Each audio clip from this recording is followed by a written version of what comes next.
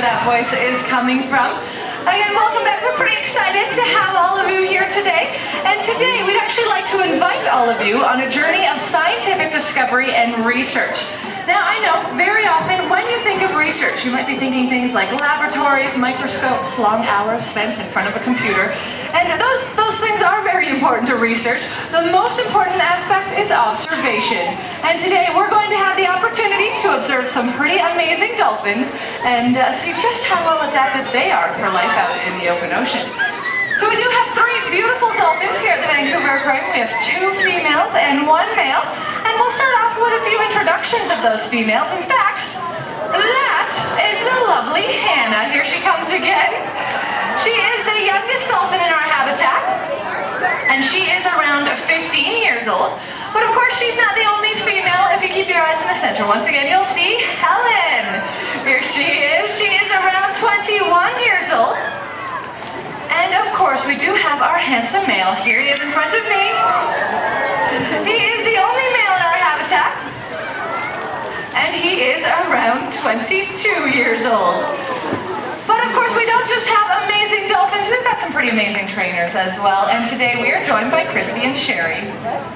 So to start us off on our journey of research, one of the first things we should probably do is determine exactly what species of dolphin this is, as there are about a dozen dolphins and porpoises that can be found right here off the coast of British Columbia. And one of the biggest hints is to get a closer look at those beautiful torpedo-shaped bodies with that curved dorsal fin on top. And as they were showing off those beautiful bodies, you might have noticed some really distinguished and unique coloration on their top and sides. It's that unique coloration that tells us today we are looking at Pacific white-sided dolphins. Just as that name suggests, these dolphins can be found all across the North Pacific Ocean, from the north coast of Mexico up to BC and all the way over to Japan. And they are very well known in these areas for being very sociable, having lots of energy, and of course for those wonderful displays high above the ocean's surface.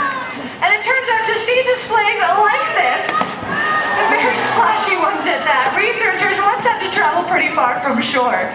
But for some reason, over the past 20 or 30 years, these dolphins have moved a lot closer inshore, giving us some great viewing opportunities. We're certainly not complaining about it. In fact, some can even see these dolphins on the ferries between Vancouver and Vancouver Island. And it is a unique opportunity to see them, certainly, but usually researchers aren't able to photograph the entire bodies of these dolphins up and out of the water. Usually, they are only able to photograph the dorsal fin. That's that big tall fin off their back, as that's the part of their body that stays out of the water the longest. And here's an opportunity to photograph those bodies up and out of the water. And you might have got